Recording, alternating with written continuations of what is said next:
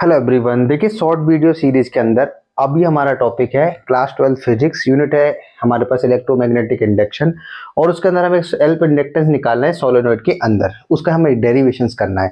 देखो, अगर हमसे पूछा जाए कि सोलेनॉइड क्या होता है, तो सोलेनॉइड कुछ नहीं है, एक सिलेंड्रिकल शेप है और उसके ऊपर हम क्या करते हैं, कॉपर वायर को लपेट देते हैं, उसे बोला जाता है सोलेनॉइड।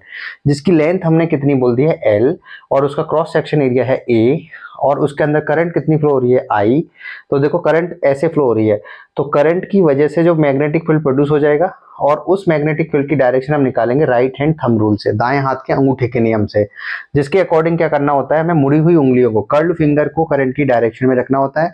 तो जो थंब होगा वो हमारा मैग्नेटिक फील्ड की डायरेक्शन को बताएगा। तो इस तरह से वो डायरेक्शन इस डायरेक्शन में आ गई है। पिछली यूनिटों में हमने देखा था कि बी का फॉर्मूला होता है mu naught into small N into आई।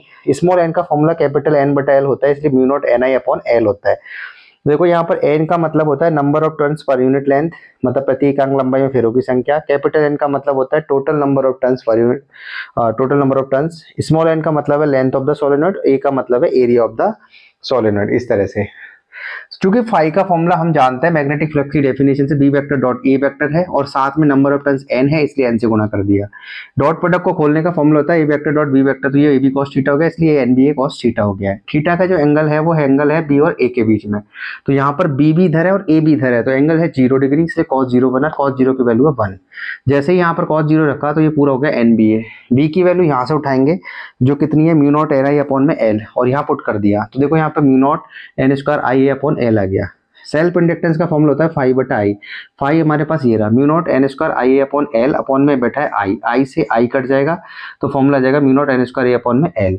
ये तब है जब सोलेनॉइड के अंदर कोई मीडियम नहीं है, लेकिन अगर मेटेरियल मीडियम भर दे तो म्यू नॉट की जगह म्यू आ जाएगा, और ये हो जाएगा एल बराबर म्यू इंटू एन स्क्वायर ए अपॉन में एल। तो इसको देख के हम बता सकते हैं कि एल किस किस पर डिपेंड कर रहा है। एल कर रहा है डायरेक्टली प्रोपोर्शनल म्यू के, एन स्क्वायर के प्रोपोर्शनल है, ए के प्रोपोर्शनल, और लेंथ के इनवर्सली प्रोपोर्शनल है। इस तरह से हमने डेरिवेशंस को कंप्लीट कर लिया है। Thank you.